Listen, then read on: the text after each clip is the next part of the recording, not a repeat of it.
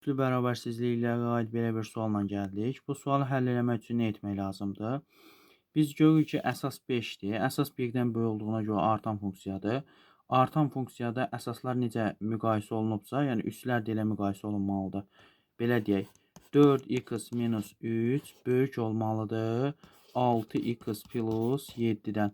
4x-i bərabərsizliyin digər tərəfinə keçirsək, 7-nin də bərabərsizliyin digər tərəfinə keçirsək, olacaq demək mənfi 3 minus 7 6x minus 4x və bunu hesablasaq bu eləyəcək mənfi 10 böyükdür 2x-dan, hər tərəfi 2-yə bölsək mənfi 5 kiçikdir x-dan, yəni bu da o deməkdir ki, x kiçikdir mənfi 5-dən.